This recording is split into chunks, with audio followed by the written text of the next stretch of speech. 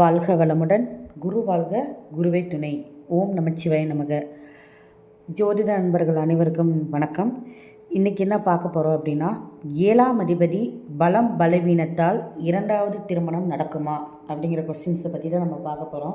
ஏன்னா இது நிறையா பேர்த்துக்கு ஒரு சந்தேகமாகவே இருக்குது. என்ன காரணம்னா, நிறையா விஷயங்கள் யூடியூப் மூலிமா கேட்குறீங்க. பட் ஆனால் அது எல்லாமே பொதுவான விதியாக தான் இருக்கும். ஒரு ஜாதகத்தை பார்த்தா தான் அந்த 7ஆம் அதிபதி பலமாக இருக்கா பலவீனமாக இருக்கா அப்படிங்கிற விஷயத்தை அது ஆராய்ச்சி பண்ணுறப்ப தான் நமக்கு தெரியும். ஸோ நிறையா விஷயங்கள் விதிவிலக்குகள் இருக்குது. அப்போது நம்ம இந்த 7ஆம் அதிபதி ஒருத்தருக்கு பலமாக இருந்துச்சுன்னா ரெண்டாவது திருமணம் நடந்துடும், பலவீனமாக இருந்துச்சுன்னா இரண்டாவது திருமணம் நடக்கும் அப்படிங்கிற விஷயத்தை பற்றி நீங்கள் அதுக்காக நீங்கள் அதை பார்த்து பயப்பட வேண்டிய அவசியம் இல்லை. ஏன் அப்படின்னா அதை மட்டும் அந்த பாயிண்ட்டை மட்டும் எடுத்துக்க வேண்டியதில்லை. ஏன்னா 7ஆம் அதிபதி உங்கள் ஜாதகத்தில் பலமாக இருக்குது அப்படின்னா அடுத்தது நீங்கள் 11ஆம் அதிபதியை பார்க்கணும். ஸோ இரண்டாவது திருமணத்துக்கு 11ஆம் அதிபதி எப்படி இருக்குது?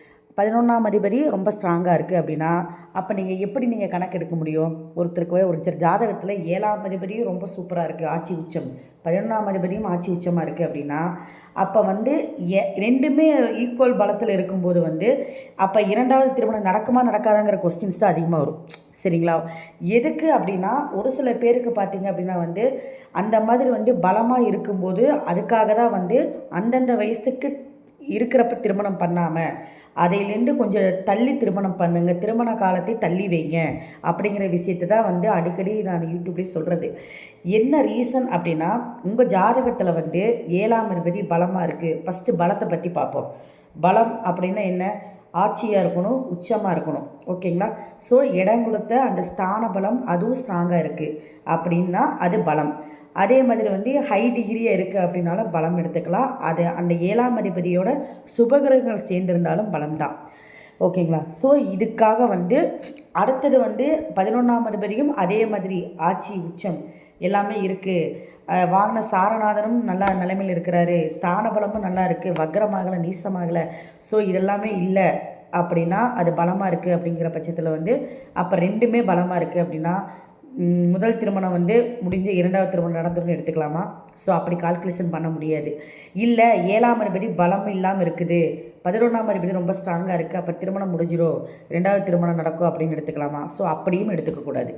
அப்போ இதில் தான் அதாவது புத்தகத்தில் படிக்கிறது எல்லாமே நம்ம நடைமுறைக்கு கொண்டு வர முடியாது. அனுபவம் எந்த மாதிரி ஜாதகத்தை நம்ம பார்க்க தான் இதில் என்னென்ன பிரச்சனைகள் இருக்குது, இது என்னென்ன இருக்குது அப்படிங்கிற விஷயத்தை பகுத்தறிந்து பார்க்கும்போது தான் அதில் இருக்கிற விஷயம் இதுதான் நடக்கும், இது நடக்காதுங்கிறது கரெக்டாக நம்ம சொல்ல முடியும்.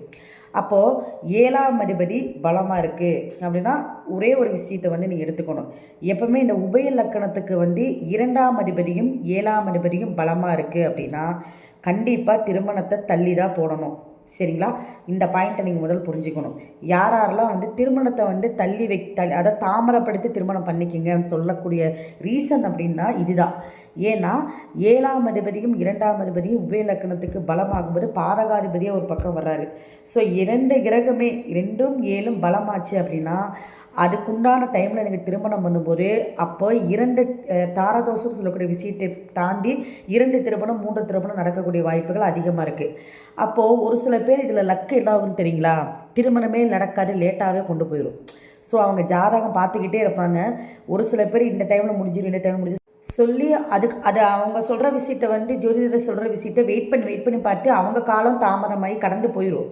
அப்போது அப்படி போகிறவங்களும் இருக்காங்க. அப்போ பையனுக்கு வயசு 33 ஆகுதுங்க, இன்னும் திருமணம் நடக்கலை.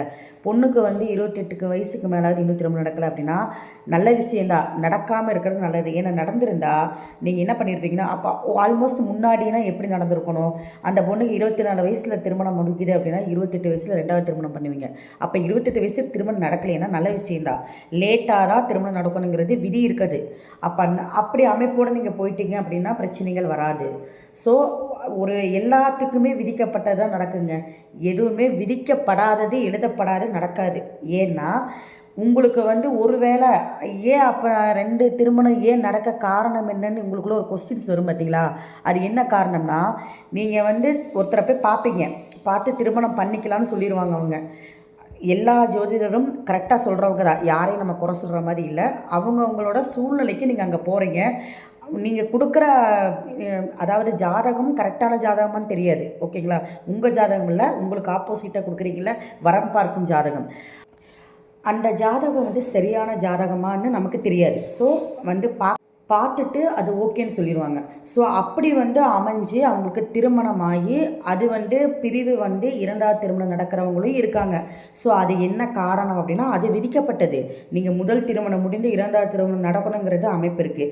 ஒருவேளை உங்களுக்கு வந்து ஒரு நல்ல விஷயம் நடக்கணும் அப்படின்னா, அந்த முதல் திருமணம் நடக்காமல் லேட்டாக திருமணம் தள்ளி போய் திருமணம் நடக்கிறது பார்த்தீங்களா, அந்த விஷயம் நல்ல விஷயம் தான். ஸோ அப்படி வந்து காலதாமதமாகி திருமணம் பண்ணும்போது இந்த மாதிரி இருதார யோகங்கிற விஷயங்கள் வந்து அவ்வளோக்கா வந்து கரெக்டாக ஒர்க் அவுட் ஆக மாட்டேங்குது, ஓகேங்களா. ஸோ ஏன்னா அதாவது வந்து திருமணங்கிறது வந்து சகிப்புத்தன்மையோடு வாழக்கூடிய அமைப்பு அவங்க பழகிக்குவாங்க, அது வேறு விஷயம். ஏன்னா ஒரு காலகட்டம் வந்ததுக்கப்புறம் என்ன ஆகுன்னு பார்த்தீங்கன்னா, பையனுக்கு 33 வயசு, பொண்ணுக்கு 28 வயசுனா இதுக்கப்புறம் மறுபடியும் 2வது திருமணத்தை பற்றி யோசிக்க மாட்டாங்க. அதுக்கு தான் காலதாமதமாக திருமணம் பண்ணணுங்கிற விஷயத்தை பற்றியே நம்ம சொல்ல வர்றது, புரியுதுங்களா. ஸோ ப்ராக்டிக்கலாக கொஞ்சம் யோசிக்கணும். அப்போது அதனால் வந்து ஃபீல் பண்ணாதீங்கன்னு சொல்ல வரோம். லேட் ஆகுது, திருமணம் நடக்கலை, என்னோடய பெண்ணுக்கு திருமணம் நடக்கலை, என்னோடய பையனுக்கு திருமணம் நடக்கலைன்னு பெற்றோர்கள் வந்து ஃபீல் பண்ணுறாங்க. ஸோ ஆல்மோஸ்ட் வந்து அந்த ஏஜில் இருக்கிறவங்களும் ஃபீல் பண்ணுறாங்க. ஸோ எல்லாமே நன்மைக்கு தான் அப்படிங்கிற விஷயம் இது ஒரு பாயிண்ட்டு. அப்போது 7ஆம் அதிபதி வந்து பலமாக இருந்துச்சுன்னா கண்டிப்பாக 2ஆம் அதிபதியும் பலமாக இருக்கும்போது காலதாமதமான திருமணத்தை தான் கொண்டு போகும். அதுக்குண்டான தசா புத்தியும் அமையணும். அப்போது அந்த ஒரு விஷயத்தை நீங்கள் வந்து பாயிண்ட்டை புரிஞ்சுக்கணும். அடுத்தது வந்து 7ஆம் அதிபதி வந்து பலவீனமாயிருச்சு அப்படின்னா இது என்ன கான்செப்ட் அப்படின்னு பார்த்தோம் அப்படின்னா, நீசமாகுது, வக்ரமாகுது. ஸோ இந்த மாதிரி விஷயங்கள் நடக்கும்போது திதி சூனியத்தில் இருந்தாலும் சரி, அதே மாதிரி பார்த்திங்க அப்படின்னா ராகு கேதுவோட கிரகணத்தில் இருக்குது. ஸோ ஸ்தான பலம் இல்லாமல் இருக்குது. இது எல்லாமே வந்து ஒரு நெகட்டிவுக்கு. ஸோ எல்லாமே நீசம், உங்களுக்கு வக்ரம், இது இருந்தாலும் கூட பவருங்கிறது ஓரளவுக்கு லெஸ் ஆகுமே தவிர, வக்ரங்கிறது தாமதப்படுத்துமே தவிர எந்த விஷயத்தையும் நடக்காமல் கொண்டு போகாது. நடக்கிறது லேட்டாக நடக்கும், அவ்வளோதான். ஸோ நீசங்கிறது அந்த அமைப்பு வந்து கொஞ்சம் தாமதப்படுத்தி பண்ணும், வக்ரங்கிறது அதிக தாமதப்படுத்தி பண்ணும், அந்த பாவத்தை வந்து தாமதப்படுத்தும். ஸோ இவ்வளோ தான் எடுத்துக்கணும். அப்போது அந்த மாதிரி வந்து குறைவாக இருக்குது, பலவீனமாக இருக்குது 7ஆம் அதிபதி அப்படிங்கிறப்ப வந்து என்னென்னா 11ஆம் அதிபதி அதிகமாக ஸ்ட்ராங்காக இருக்குது. அப்போ வந்து திருமணம் வந்து 2வது திருமணம் வந்து நடந்துருமா? ஒருவேளை திருமணம் பண்ணிட்டோம் அப்படின்னா அதோட தசைகள் எதுவுமே நடக்காமல் எந்த விஷயமும் நடக்காதுங்க. ஒன்று இதில் இன்னொரு விஷயமே இருக்குது. ஏன்னா 11ஆம் அதிபதி பலமாக இருக்குதுன்னு நீங்கள் சொல்கிறீங்க, பட் அது பலமாக இருந்து அது ஸ்தான பலம் இல்லாமல் அது வந்து உங்களுக்கு வக்ரமாக இருக்குது, இல்லை வந்து 7ஆம் அதிபதி வந்து உங்களுக்கு கிரகணத்தில் இருக்க ஆட்சி உச்சமாக இருக்குது, பட் ஆனால் ராகு கேதுவோட நெருங்கி இருக்குது அப்படின்னா அது பலவீனமாக தான் இருக்குதுன்னு அர்த்தம். ஸோ அப்போ அந்த விஷயத்தையும் நம்ம வந்து தெரிஞ்சுக்கிட்டு நம்ம அதை பற்றி யோசித்து பயப்படலாமே தவிர, நார்மலாக வந்து பார்த்துட்டு 7ஆம் அதிபதி வந்து பலவீனமாக இருக்குது, 11ஆம் அதிபதி ஸ்ட்ராங்காக இருக்குது, நமக்கு 2வது திருமணம். இதில் என்ன ஒரு பியூட்டினா, 2வது திருமணம் பண்ணி சந்தோஷப்படுறவங்க இருக்கிறாங்க, முதல் திருமணத்தை வந்து முடியலைங்க, 2வது திருமணம் மாதிரி எனக்கு நல்லா இருக்குமான்னு இருக்கிறவங்க இருக்காங்க. பட் ஆனால் நல்லபடியாக வாழ்ந்துட்டு இருக்கவங்களுக்கு ஒரு பயம் வருது. ஸோ அது எப்படி பயம்னா, பிரிஞ்சிருவாங்களோ, ஒரு சண்டை சச்சரவில் பிரிஞ்சிருவாங்களோ, இல்லை வந்து ஏதோ ஒன்று நடந்துருமோ நெகட்டிவாக தன்னுடைய வாழ்க்கை துணைக்கு, அதுக்கப்புறம் 2வது திருமணங்கிற விஷயங்கள் வந்துருமாங்கிற பயம் இருக்குது. ஸோ அதை பற்றி யோசிக்க வேண்டிய அவசியம் இல்லை. ஸோ எந்தெந்த டைமில் எது எது நடக்கணுமோ இந்த மாதிரி அமைப்பு இருந்தால் கண்டிப்பாக நீங்களே காலதாமதமாக கொண்டு போங்க திருமணத்தை அப்படிங்கிற விஷயத்தை தான் உங்களுக்கு நான் வந்து ஒரு விழிப்புணர்வாக சொல்லிகிட்டு இருக்கேன். ஸோ நம்ம என்ன சொல்ல வரேன்னா, நான் சொல்கிறது வந்து உங்களுக்கு கதையாக கூட இருக்கலாம். ஸோ நான் வந்து ப்ராக்டிக்கலாக தான் பேசுகிறேன், நீங்கள் அதை எடுத்துக்கிற விதம் உங்களோட விருப்பம், ஓகேங்களா. ஒரு ஜோதிடர் வந்து உங்ககிட்ட வந்து திருமணம் வந்து இப்போ பண்ண வேண்டாம், காலதாமதமாக பண்ணுங்க அப்படின்னு சொன்னால் தயவுசெய்து கேளுங்க. இல்லை என் பையனுக்கு என் பொண்ணுக்கு இந்த டைமில் கல்யாணம் பண்ணலைன்னா நெக்ஸ்ட்டு குழந்தை எப்போ பிறகுறது, நெக்ஸ்ட்டு எப்போ அச்சீவ்மெண்ட்டு ஆகிறது, நெக்ஸ்ட் எப்போ செட்டில் ஆகுறது. ஸோ இதெல்லாம் நீங்கள் யோசிக்கிறீங்களே, இதெல்லாம் நீங்கள் யோசித்து ஒன்றும் நடக்க போகிறதில்ல. அங்கே செட்டில் ஆகிறதுக்கு விதிக்கப்பட்டால் தான் நடக்கும். குழந்தை பிறக்கணும்னு அமைப்பு இருந்தால் தான் பிறக்கும். கல்யாணமானவனே எல்லாத்துக்கும் குழந்தையாகுதா? அது கிடையாது. ஸோ அதில் ஒரு 3 வருஷம் 4 வருஷம் லேட் ஆகிறவங்க இருக்காங்க. ஏன்னா எந்த டைமில் வந்து உங்களுக்கு கொடுப்பனைன்னு ஒன்று இருக்கோ அப்போ தான் அது கிடைக்கும். நீங்கள் முடிவு பண்ணி திருமணம் பண்ண எல்லாமே டான் நடக்கும்னு யோசிக்கிறது வந்து நம்மளோட யதார்த்தம். அது எல்லா பெற்றோர்களுக்கும் இருக்கிற விஷயந்தான். ஸோ கொஞ்சம் வந்து இப்போ இருக்கிற காலகட்டத்தை தகுந்த மாதிரி நம்மளோட மனநிலையை மாற்றிக்கிறது நல்லது அப்படின்னு சொல்ல வர்ற, அவ்வளோதான். ஸோ அப்போ வந்து 7ஆம் அதிபதி வந்து பலமானாலும் பலவீனமானாலும் 11ஆம் அதிபதி பலமாக இருக்கா அப்படின்னு பாருங்கள். பலமாக இருந்தால் அதோட தசா புத்தி வரணும். ஒன்று. ரெண்டாவது 2, 6, 10 தசாபுத்தி ஏதாவது கனெக்ஷன் ஆனால் மட்டும்தாங்க பிரிவுங்கிற விஷயம் வரும்.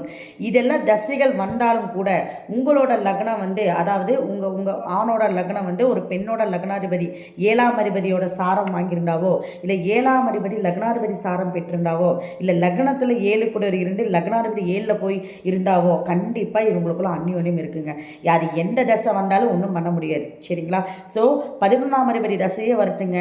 7ஆம் அதிபதி வந்து உங்களுக்கு வீக்காக இருக்குது அப்படின்னா யாரோ ஒருத்தரோட சாரமும் இல்லை வந்து அந்த இடத்தோட கிரகத்தோட இணைந்து இருந்தால் கூட போதும், அந்யோன்யமாக இருப்பாங்க.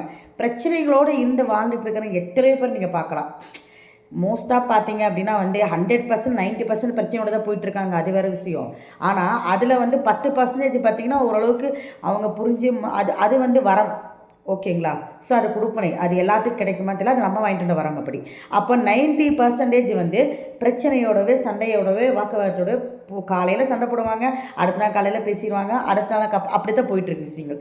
அப்போது இது வந்து இப்படி தான் அவங்களுக்கு அமைப்பு இருக்கும்.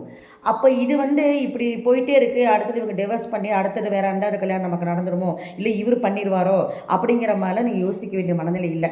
அதுக்கு என்ன காரணம் அப்படின்னா, உங்கள் லக்னாதிபதி எப்படி இருக்குன்னு பாருங்கள். உங்கள் லக்னாதிபதி 7ஆம் அதிபதி சாரம் வாங்கியிருக்கா, இல்லை உங்கள் லக்னாதிபதி 7ல் போய் இருக்கா, அது பலவீனமாகவே இருக்கட்டும் 7ஆம் அதிபதி, அதை பற்றி நீங்கள் கவலையப்பட வேண்டாம். நீங்கள் வந்து எப்படி இருக்கீங்க, உங்கள் லக்னம் எப்படி இருக்குது, இல்லை அட்லீஸ்ட் நீங்கள் பலவீனமாக இருக்கீங்க, 7ஆம் அதிபதி லக்னாதிபதி சாரம் வாங்கியிருக்கா, இல்லை லக்னத்தில் வந்து உட்கார்ந்துருக்கா, இல்லை 2 பேரும் சேர்ந்து ஒரு கட்டத்தில் சேர்ந்து இருக்கீங்களா, அதையும் பாருங்கள். இல்லை ஒரு ஆண் ஜாதகமாக இருக்குன்னா சுக்கிரனோட வந்து சுக்கிரன் கெடாமல், ராகுகேது இணைவு இல்லாமல் கெடாமல் அது வந்து 7ஆம் அதிபதியோடு சேர்ந்துருக்கு அப்படின்னாலும் ஓகே. இல்லை ஒரு பெண் ஜாதகமாக இருக்குது அப்படின்னா செவ்வாயோட பாககிரகங்கள் ராகு சனி இந்த மாதிரி கிரகங்கள் சேராமல் அது வந்து சுக்கிரனோட சேர்ந்துருக்கா. ஸோ இதையெல்லாம் பார்க்கணும். பார்த்துட்டு தான் வந்து இதெல்லாம் ஒன்றா இருக்குது. ஏதாவது ஒரு பாயிண்ட்டு, எல்லா பாயிண்ட்டும் ஒன்றா இருக்காது. 9 கிரகம் வந்து உச்சமாக இருந்துச்சுன்னா அவன் வேறு மாதிரி போயிடுவாங்க. ஸோ 9 கிரகம் ஆட்சி உச்சம் ஆகாது. ஏதாவது ஒரு கிரகம் ஏதாவது ஒரு மைனஸ் இருக்கும். அப்போ நம்ம எப்படி அந்த கர்மாவை அனுபவிப்போம்? இப்போது ஒரு குழந்தைய வந்து ஆப்ரேஷன் பண்ணி எடுக்க சொல்கிறாங்க, அதுக்கு டைம் குறிக்கிறீங்க.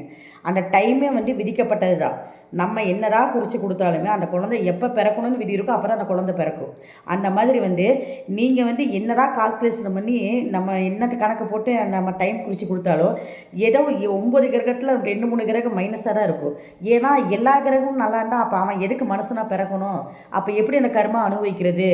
அது ஒரு விஷயம் இருக்கு இல்லைங்க. மனித பிறவியே கர்மா அனுபவிக்க தான் நம்ம பிறந்திருக்கோம். சரிங்களா? அப்போது இதில் வந்து கர்மாவை அனுபவிக்கிறது வந்து நம்ம கர்மாவை அடுத்தடுத்து ஸ்ப்ரெட் பண்ணி விடுறது நம்ம குழந்தைங்க. அப்போது அந்த மாதிரி இருக்கும்போது வந்து நம்ம எதையும் மாற்ற முடியாது, எல்லாமே அனுபவிச்சு தான் ஆகணும். ஸோ இந்த மாதிரி கிரகங்கள் இணைவு இருக்குது, இந்த கிரகங்கள் சாரம் பெற்றிருக்குன்னா உங்கள் ஜாதகத்தில் 7ஆம் அதிபதி வீக்காக இருந்தாலும் பயப்பட வேண்டாம், 11ஆம் அதிபதி ஸ்ட்ராங்காக இருந்தாலும் பயப்பட வேண்டாம், 7ஆம் அதிபதி பலமாக இருந்தாலும் பயப்பட வேண்டாம். ஏன்னா உங்களோட அந்த பரஸ்பரமான வந்து பாசம் ஏதாவது ஒரு நேரம் சண்டை சச்சரவு போட்டாலும் கூட சேர்ந்துருவாங்க. ஸோ இந்த இணைவுகள் இருக்கணும் ஜாதகத்தில். அதுக்கு தான் திருமண பொருத்தம் பார்க்கும்போது அட்லீஸ்ட் உங்கள் ஜாதகத்தில் அந்த கிரகங்கள் இணைவு இல்லாட்டி கூட, அதாவது வந்து 7ஆம் அதிபதி சாரம் லக்னத்தை பார்த்தாலும் சரி பார்க்காட்டி சரி, லக்னாதிபதி சாரம் வாங்காட்டி கூட பொருத்தம் பார்க்கும்போது உங்களோட லக்னத்தை அந்த கிரகத்தோட ஒரு ஆணோட லக்னம் இருக்குது அப்படின்னா ஒரு பெண்ணோட ஆணோட சுக்கிரனை ஒரு பெண்ணோட செவ்வாய் பார்க்குறதும், இல்லை இந்த ஆணோட செவ்வாய் ஒரு பெண்ணோட செவ்வாய் பார்க்குறது, இல்லை வந்து செவ்வாய் வந்து கேந்திர திரிகோணத்தில் இருந்தாலும் கூட நல்ல விஷயம்தான். இதெல்லாம் வந்து ஒரு புரிதல் தன்மையை ஏற்படுத்தும். அதாவது வந்து இன்னொரு விஷயம் என்னென்னு பார்த்தீங்கன்னா, உங்களோட குருவை இவங்களோட சந்திரன் பார்க்கணும். இல்லை ஏதாவது ஒரு காம்பினேஷன் மாற்றி கூட இருந்துக்கலாம். இந்த சந்திரன் கூட இந்த குரு, இப்போ மேசத்தில் ஒருத்தர் குரு இருக்குது அப்படின்னா அதே மேசத்தில் சந்திரன் வந்து பெண்ணோட ஜாதகத்தில் இருக்குது ஒரு ஆண் ஜாதகத்துக்கு அப்படின்னா அது நல்ல இணைவு தான். மனநிலையை வந்து நல்லா புரிஞ்சுக்கிட்டு நடப்பாங்க அப்படிங்கிற விஷயங்கள் இருக்குது. ஒரு சந்திரனை இன்னொரு சந்திரனை பார்த்தாலும் நல்லது. அதாவது ஒருத்தருக்கு தனுசு ராசி அப்படின்னா இன்னொருத்தருக்கு தனுசு ராசிலேயே சந்திரன் இருக்குது அப்படின்னா நட்சத்திரங்கள் வேறு இருந்தால் பிரச்சனை இல்லை. ஸோ அதுவும் நல்ல ஒரு வசீகரம்னு சொல்லலாம். இல்லை உங்கள் சந்திரன் தனுசு இருக்குது, இன்னொருத்தருக்கு மிதுனத்தை சந்திரன் இருந்தாலும் அது நல்ல விஷயம்தான். ஸோ இந்த மாதிரி ஒவ்வொரு கிரகங்களும் வசீகரம் இருக்குதான்னு பார்க்கணும். இதையெல்லாம் பார்த்து தாங்க நம்ம வந்து திருமண பொருத்தமே பார்க்கணும். இந்த நட்சத்திர பொருத்தத்தில் வசீகர பொருத்தம் பார்க்குறதுலாம் மேட்ரு கிடையாது. ஸோ நட்சத்திர பொருத்தத்தை தாண்டி நிறைய விஷயங்கள் இருக்குது கட்ட பொருத்தம்னு. அப்போ இதில் வந்து நீங்கள் வந்து திருமணம் பண்ணும்போது என்னென்னலாம் வந்து ப்ளஸ்ஸு மைனஸ் இருக்குங்கிற விஷயத்த நீங்கள் பார்த்தீங்கனாலே ரெண்டாவதுங்கிற அந்த திருமணத்தை பற்றி நீங்கள் யோசிக்க வேண்டிய விஷயம் இல்லை. இதில் இன்னொரு விஷயம் ஒன்று இருக்குதுங்க. இப்போ ஆல்மோஸ்ட் எல்லாருமே லவ் பண்ணுறாங்க. ஸோ லவ் பண்ணிவிட்டு பிரேக்கப் ஆகுது. ரெண்டாவது வந்து திருமணம் வந்து வேற ஒருத்தரை பண்ணுறாங்கன்னு வச்சுக்கிங்களேன். ஸோ அதுவும் கூட ஒரு கணக்கு வந்துடும். சரிங்களா? பரஸ்பரமாக ஒருத்தரை வந்து ரொம்ப சின்சியராக ரொம்ப வருஷமாக வந்து மனதார விரும்பிட்டு அதை பிரேக்கப் ஆகி 2வது வந்து கல்யாணம் பண்ணுறாங்க பாருங்கள். ஸோ அதுவும் கூட உங்களுக்கு அந்த முதல் தார கணக்கு வந்துடும். அது வந்து அவங்க எந்த நிலையில் மனநிலையில் பழகிருக்கிறது பார்க்கணும். எந்த அளவுக்கு டீப்பாக போயிருக்காங்கன்னு பார்த்துட்டு தான் நம்ம அந்த முடிவை வந்து நம்ம சொல்ல முடியும். சரிங்களா? ஸோ அதனால் வந்து எல்லாமே வந்து 7ஆம் அதிபதி பலமாக இருக்குது, 11ஆம் அதிபதி 7ஆம் அதிபதி பலவீனமாக இருக்குது, 11ஆம் அதிபதி பலமாக இருக்குது, அதோட தசைகள் வரப்போகுது. ஸோ நெக்ஸ்ட்டு நமக்கு வந்து வேறு மாதிரி பிரச்சனைகளாக வரும் அப்படிங்கிற மாதிரி கண்ணோட்டத்துலேருந்து கொஞ்சம் வெளியே வாங்க. ஸோ இதுதான் ப்ராக்டிக்கல். யதார்த்தத்தை நீங்கள் வந்து யோசிங்க.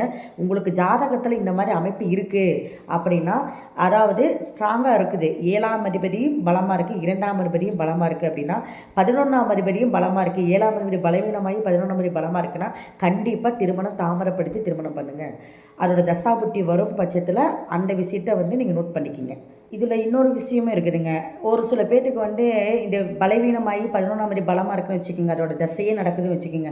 ஒருத்தருக்கு 7ஆம் அதிபதி தசை நடந்தோ 11ஆம் அதிபதி வந்து பலமாக இருக்குது, இல்லை 11ஆம் அதிபதி தசை நடந்து 7ஆம் அதிபதி ஒரு புத்தி நடக்குது, இந்த காலகட்டம்லாம் இருக்குதுன்னு வச்சுக்கிங்களேன். அதில் வந்து மைனஸு ப்ளஸ் இருக்கும் பட்சத்தில் வந்து ஆல்ரெடி ஒருத்தர் யாரும் இல்லீகலாக உள்ளே வர்றாங்கன்னு வச்சுக்கோங்க. வந்து அவங்கக்கிட்ட பழக வழக்கமாகி ஒரு 6 மாதம் 1 வருஷம் இருந்ததுக்கப்புறம் பிடிக்கலன்னு வெளியே போயிடுறாங்க. பட் அது கணக்கு வந்துடும் 2வது தாரமாக. ஆனால் அது முடிஞ்சிடும், அவ்வளோதான். அதுக்கப்புறம் பிடிக்கல போயாச்சு, நீங்கள் பாட்டுக்கு உங்கள் வேலையை பார்க்குறீங்க. ஸோ அது வந்து அந்தந்த வேலையை அதை சிறப்பாக பண்ணிவிட்டு போயிட்டே இருக்கும் விதிப்படி. ஆனால் உங்களுக்கு அதுக்கு வந்து அது பிரச்சனையாக வருமா, இல்லை இது வந்து மறுபடியும் நீடிக்குமாங்கிறது ஜாதகத்தை பார்த்தா சொல்லணும். பட் இப்படியும் கூட மறைமுகமாக ஒரு சின்ன டைமில் சின்ன டியூரேஷன் டைமில் வந்துட்டு அது பாட்டுக்கு போகிறதுலாம் இருக்குது. ஸோ அந்த மாதிரி 2வது தாரங்கிறது அவன் திருமணம் தான் நடக்கும்னு சொல்ல முடியாது. இந்த மாதிரி ஒரு பழக்க வழக்கம் ஏற்பட்டு வெளியே வரவங்களும் இருக்காங்க நிறைய பேர். ஸோ இதையெல்லாம் நிறைய விஷயங்கள் இருக்குது. உடனே வந்து இதனால தான் இது நடக்குங்கிற விஷயத்த நீங்கள் யோசிக்க வேண்டாம். கொஞ்சம் வந்து ப்ராக்டிக்கலாக யோசிங்க. உங்கள் ஜாதகத்தில் இந்த மாதிரி அமைப்பு இருக்குது அப்படின்னா எல்லாத்துக்குமே இது நடக்காது.